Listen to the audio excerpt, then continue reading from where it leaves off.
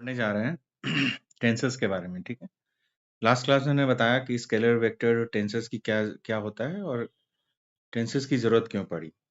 तो आज हम लोग टेंसेस के बारे में आगे पढ़ेंगे। ठीक है,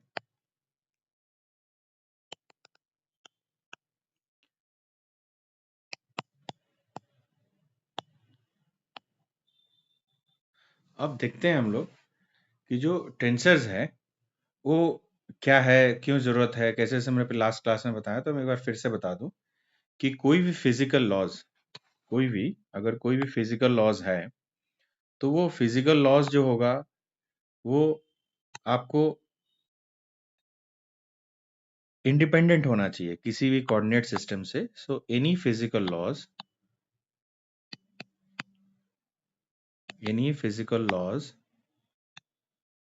must be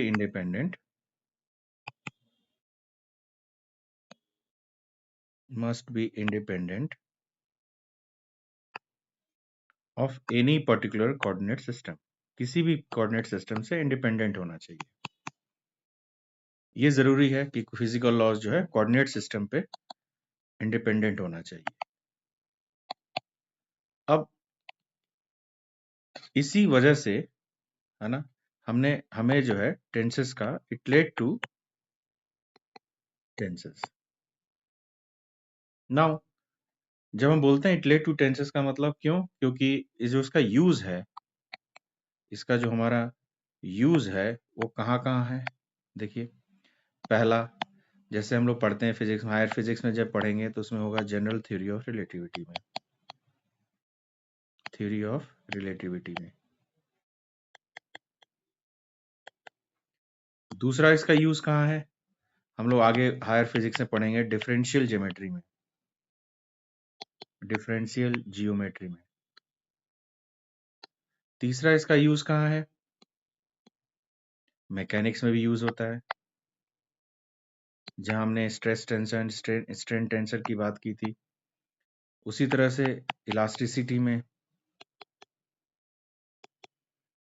next, electromagnetic theory में।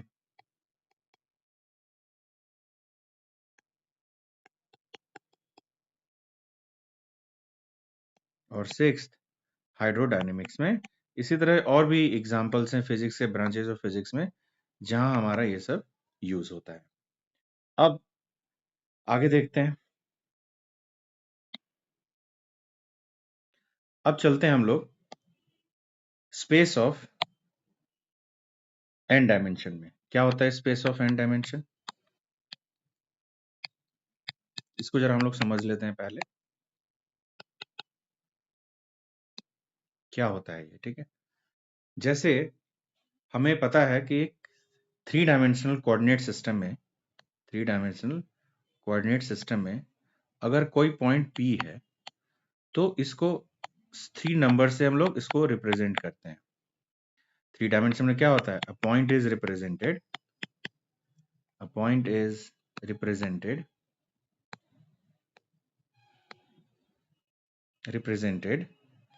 by a set of three numbers in three dimensional। ठीक है, and we call that as coordinates। these are called as coordinates। ये हम जानते हैं, called as coordinates। और इसी कोऑर्डिनेट सिस्टम को, and this coordinate system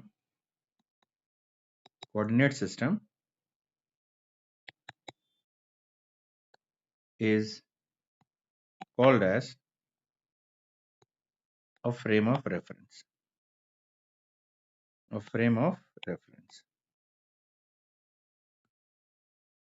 ठीक है, अब चलते हैं। अब हम उसी तरह से कोऑर्डिनेट सिस्टम में अगर हम चलें तो हम लोग देखेंगे कि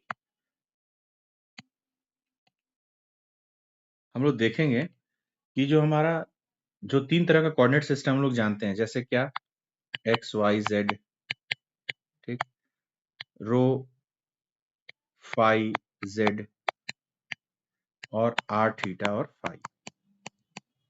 ये हम जानते हैं कि ये तीन तरह के कोऑर्डिनेट सिस्टम है। इसको बोलते हैं रेक्टेंगुलर या कार्टेशियन सिस्टम। इसको बोलते हैं हम लोग क्या, सिलेंड्रिकल कोऑर्डिनेट सिस्टम, जो हमने पढ़ा चुके हैं। और इसको हम लोग बोलते हैं स्फेरिकल कोऑर्डिनेट सिस्टम। तो ये तीनों जो है, ये हमारा कोऑर्डिनेट सिस्टम है।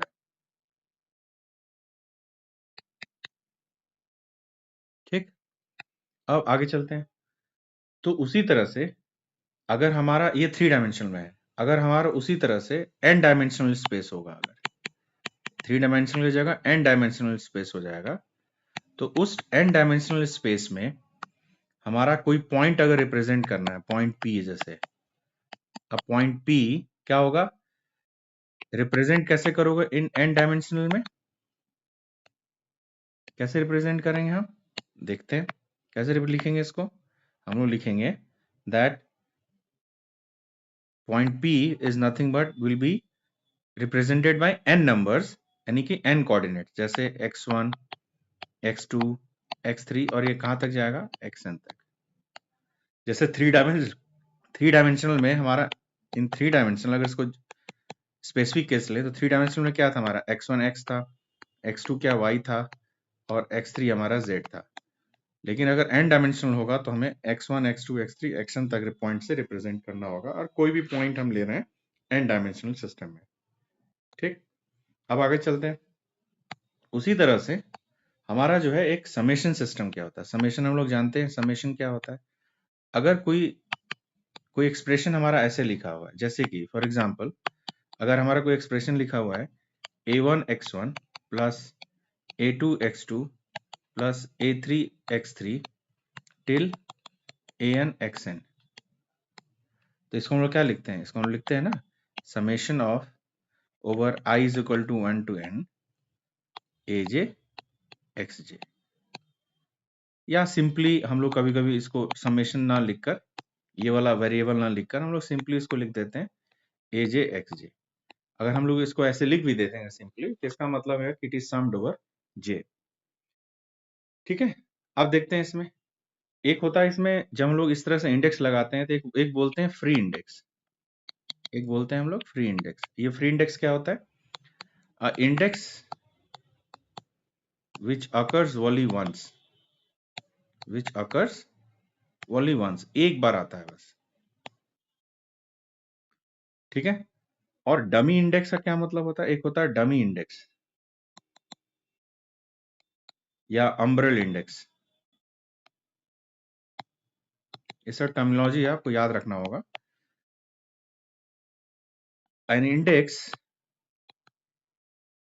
विच इज रिपीटेड, इसको हम लोग क्या बोलेंगे, an index which is repeated in a given term.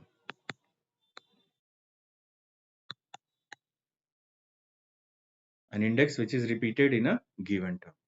ठीक है, अब आगे चलते हैं। अब हम लोग जो है, अब देखते हैं कोऑर्डिनेट ट्रांसफॉर्मेशन कैसे होता है एन डायमेंशनल स्पेस में। ये हमने देख लिया कि हमारा जो एन डायमेंशनल स्पेस में हम कैसे रिप्रेजेंट करते हैं। तो हम चलते हैं कि हमारा जो है कोऑर्डिनेट ट्रांसफॉर्मेशन कैसे होगा। देखो, कोऑर्डिनेट ट्रांसफॉर्मेशन,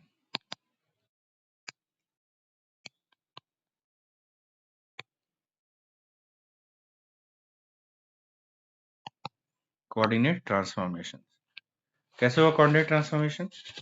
सपोज मान लीजिए कि हमारा दो फ्रेम ऑफ रेफरेंस है। एक फ्रेम ऑफ रेफरेंस है x1 x2 x3 till xn तक, ये हमारा वन फ्रेम ऑफ रेफरेंस है, यानी कि एक कोऑर्डिनेट सिस्टम है हमारा। और दूसरा हमारा जो है एक कोऑर्डिनेट सिस्टम है x1 बार, x2 बार, x3 बार टिल xn बार। ये हमारा another coordinate system, another frame of reference है, दूसरा कोई।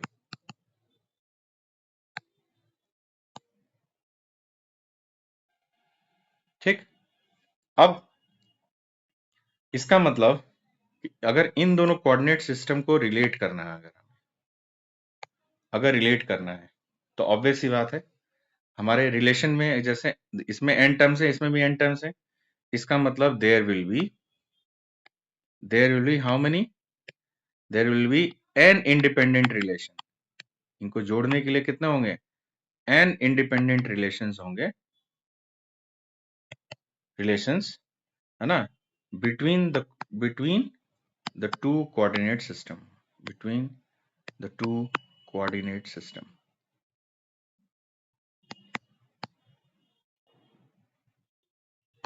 ठीक है, n रिलेशंस होंगे। कैसे, देखिए सपोज हमारा x1 बार जो होगा एक फ्रेम ऑफ रेफरेंस, वो किससे रिलेटेड होगा, x बार 1 से, which is will be a function of x1 x2 x3 till xn। यानी कि इससे दोनों का रिलेशन क्या होगा, डिपेंड तो होगा, लेकिन ये वाला जो होगा वो x1 x2 पे उस पे डिपेंड करेगा। ठीक उसी तरह से x2 bar will be x2 bar but a function of again x1 x2 x3 till xn relate होगा। उसी तरह से अगर आप देखेंगे तो ये रिलेशन जो है कितने nth रिलेशन होगा, x bar n will be equal to x bar n which will be a function of again x1 x2 x3 till xn। ठीक है, तो ये n रिलेशंस होंगे। या फिर इसको सिंपली अगर हम लिखें तो x बार k अगर जनरलाइज कर दें तो will be related as x bar k which will be a function of x1 x2 till xn, where of course where k goes from 1 2 3 till n, है ना। उसी तरह से दूसरे तरह से अगर रिलेट होगा तो आप देखिए क्या होगा हमारा, सिमिलरली अगर हम रिलेट करें x1 को तो again it related with the x1 which again can be function of x bar 1 opposite, है ना, 3 till x bar n, ये भी हो सकता है। इस तरह भी इनके भी n रिलेशंस होंगे, xn is equal to xn which is a function of x bar 1 x bar 2 x bar 3 till x bar n, ये भी हो सकता है। तो इसको अगर हम जनरलाइज करेंगे लिखेंगे xk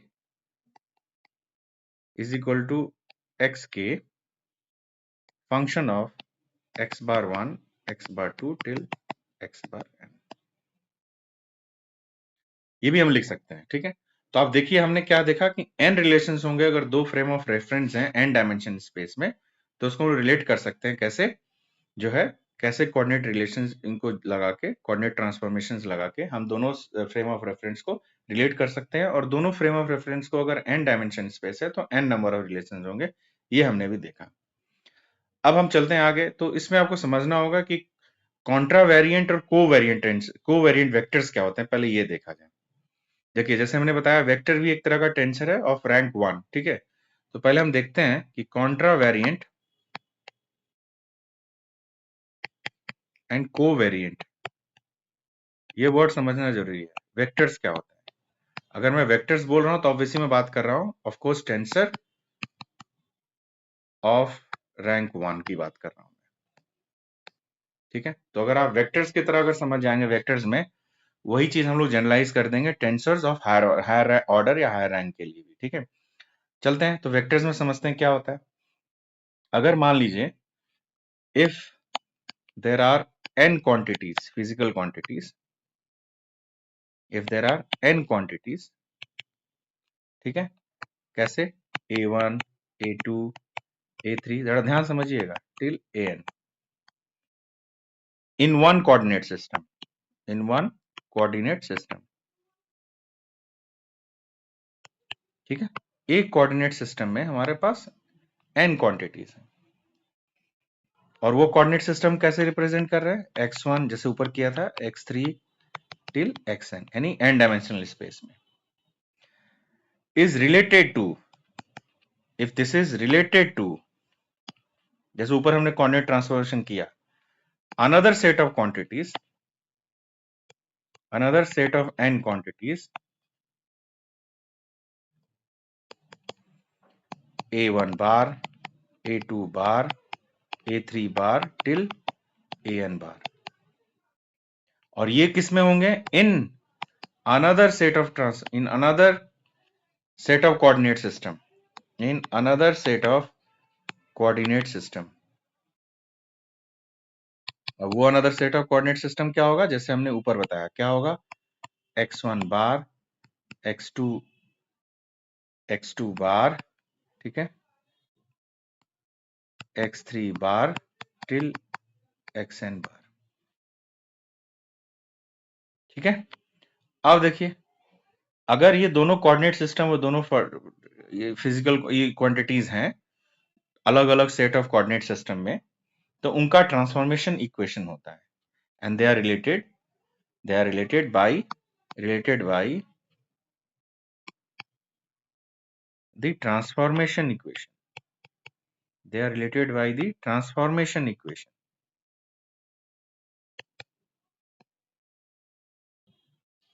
and how are they related by transformation equation?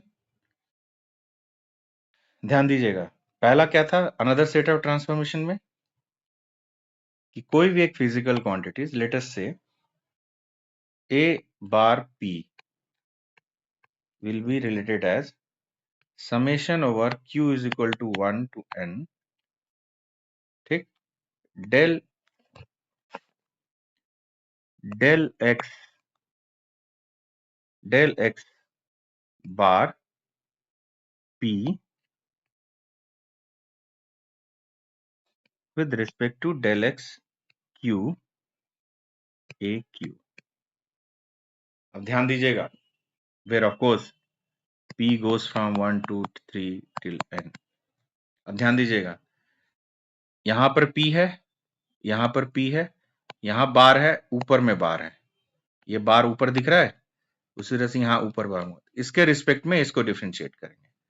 और आपको पता होगा, जैसे हमने कोऑर्डिनेट ट्रांसफॉर्मेशन बताया, कि जो x बार है वो किससे रिलेटेड है, x बार से रिलेटेड है, लेकिन वो किसका फंक्शन होगा, x1 x2 x3 का ही। तो इसीलिए हम इसको डिफरेंशिएट कर रहे हैं, पार्शियल डेरिवेटिव ले रहे हैं, किसका, del X bar p with respect to del X Q. तो जैसे p का 1 2 3 होगा, उसी तरह से q भी चेंज होगा, 1 2 3 4, उस तरह से आप डिफरेंशिएट करेंगे, हर एक का रिलेशन जो भी जिसके रिस्पेक्ट से होगा उसको डिफरेंशिएट करते जाएंगे। या इसको हम सिंपली लिखते हैं that a bar p is equal to simply del X bar p divided by del X Q a Q.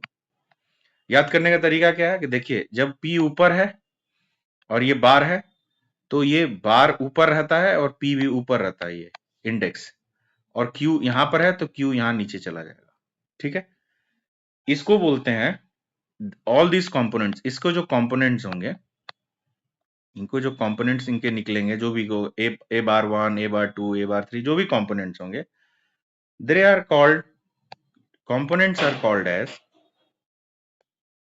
As contravariant vectors. जब ऊपर होगा तो कॉन्ट्रावेरिएंट वेक्टर्स, अभी डिफरेंस समझ में आ जाएगा दोनों में, ठीक है। अब उसी तरह से आइए, अगर a बार p, अब देखिए इंडेक्स नीचे आ गया, a बार p इज q going to 1 to n del X Q divided by del X bar p। अब देखिए ये बार था, p नीचे था, अब डेल एक्स बार का डिफरेंशिएशन कहाँ जाएगा, नीचे। जब इंडेक्स नीचे हुआ तो डिफरेंशिएशन भी कहाँ आ गया, नीचे आ गया। ये ध्यान दीजिए, पहले ऊपर था, अब इंडेक्स नीचे हुआ तो ये भी इंडेक्स नीचे आ गया, ठीक है, ऑफ ए क्यू। यहाँ ए क्यू नीचे आ गया तो ये क्यू ऊपर चला जाएगा, ठीक है। अब तो आप इससे लेफ्ट हैंड साइड से देखिए बस, तो जब हम नीचे इंडेक्स को ले आएंगे तो डेरिवेटिव जो बार वाला है वो नीचे चला जाएगा, डेल एक्स बार, ठीक है। तो ये हमारा हो जाएगा क्या, ए क्यू। अब आगे देखिए, या सिंपली हम इसको लिख सकते हैं,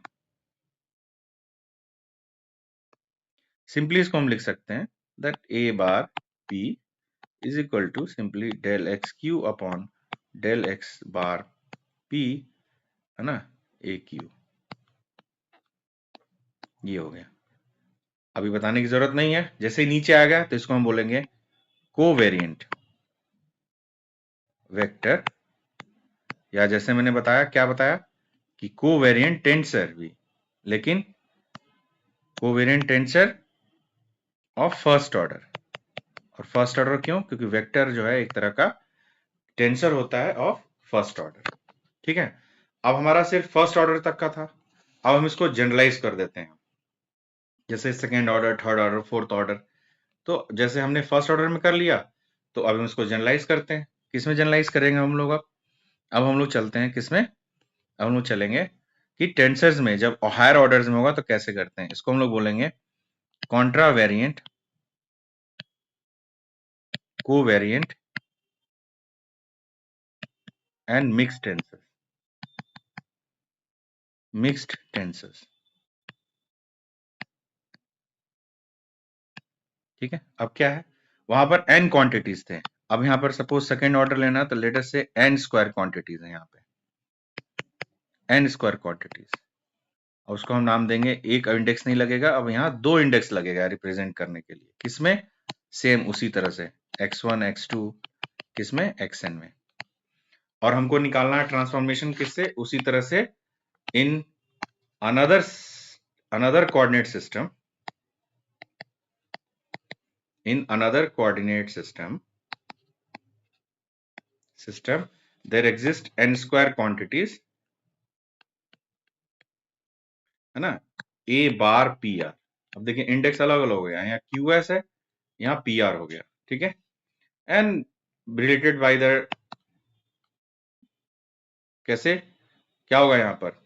इसमें होगा x1 बार, x2 बार, x3 बार till x bar n relate होगा, ठीक है।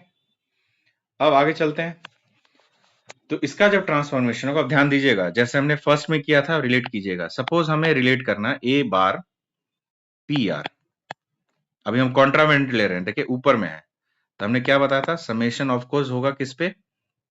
जो हमारा इधर होगा क्यू और एस पे, ठीक है। अगर हमारा इसको रिलेट किससे करना है? ए क्यू एस से, तो समेशन एक क्यू पे 1 टू एन जाएगा और एक समेशन एस के ऊपर जाएगा, S equal to 1 to N. अब आप बताइए, अब अगर ये कॉन्ट्रा वेरिएंट है, ऊपर है, तो मैंने क्या बताया था कि जो ऊपर वाला है वो कहाँ जाएगा? ऊपर वाला जो होगा वो कहाँ जाएगा? ऊपर ही रहेगा। क्या रहेगा? ऊपर ही रहेगा, यानी कि डेल एक्स बार पी ऊपर आ गया और एक क्यू वाला नीचे आ जाएगा, डेल एक्स क्यू। उसी तरह से आर वाला आएगा, del X bar R divided by del X of x.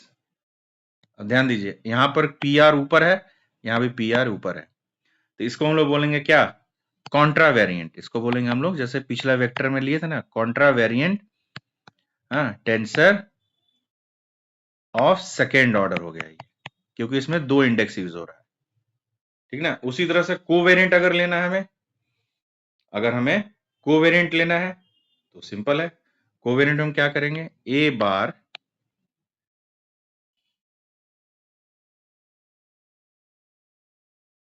P R,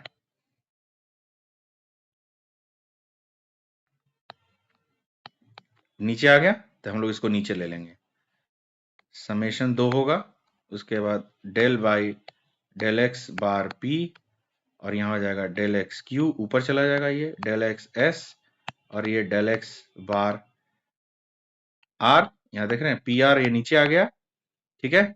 और यहाँ हो जाएगा ए क्यू एस। तो इस ये वाला जो होगा हमारा, इसको जब देख रहे हैं नीचे जब आ गया इंडेक्स, तो यहाँ भी नीचे आ गया, तो इसको बोलते हैं हम covariant, covariant tensor of second order. एक इंपॉर्टेंट चीज कि मिक्स टेंसर क्या होगा। अब आप देखिएगा इंडेक्स यहाँ क्या है? ऊपर है और यहाँ नीचे है। मिक्स टेंसर होगा कि जब हमारा इंडेक्स ऊपर और नीचे होगा तो उसको हम बोलते हैं मिक्स टेंसर। जैसे सपोज कोई एक ले ले क्वांटिटी ए बार, एक ऊपर इंडेक्स आ गया, एक नीचे आ गया, तो ये कैसे ट्रांसफॉर्म करेगा? देखिए आपको ऊपर वाला तो ऊपर लेना है, तो कैसे? डेल एक्स बार पी हो जाएगा, और नीचे वाले को नीचे लेना है, यानी कि नीचे डेल एक्स बार आर हो जाएगा, ठीक है। तो ऑब्वियस सी बात है, यहां पर कैसे रिलेट होगा? ए बार क्यू एस से, तो क्यू वाला तो नीचे चला जाएगा डेल एक्स क्यू, और यहाँ चला जाएगा डेल एक्स एस, ऐसे चला जाएगा। ठीक है, तो अब देखिए ऊपर इंडेक्स, ये बार ऊपर था तो ये ऊपर रह गया, ये नीचे है तो ये कॉन्ट्रा वेरिएंट हो गया एक तरह से, ये कोवेरिएंट हो गया नीचे वाला। तो जहां कॉन्ट्रा वेरिएंट और कोवेरिएंट दोनों मिक्स होते हैं तो उस तरह का जो ट्रांसफॉर्मेशन होगा उनको बोलते हैं मिक्स्ड टेंसर। मिक्स्ड टेंसर का मतलब हो गया ऊपर है और नीचे दोनों है।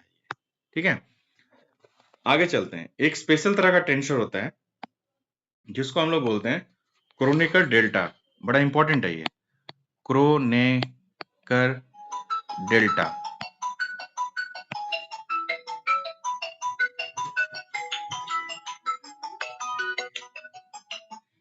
इसको बोलते हैं हम लोग क्रोनेकर डेल्टा। वो क्या होता है, रिप्रेजेंट करते हैं डेल्टा जे के। ये मिक्स तरह का है, मिक्स टेंसर है एक तरह का। इसकी प्रॉपर्टी होती है कि ये इसकी वैल्यू 0 होगी if j is equal to K. अगर दोनों इंडेक्स सेम हो जाएगा तो इसकी value is not equal to K. अगर दोनों अनइक्वल है, ये j और k, तो इसकी वैल्यू 0 हो जाएगी मिक्स टेंसर की।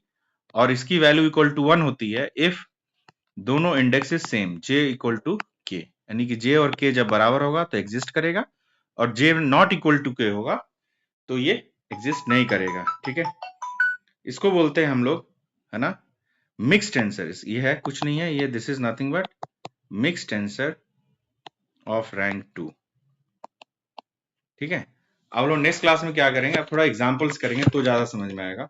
ये सादा डेफिनेशन हमने क्लियर कर दिया। ठीक है, सो विल स्टॉप हियर।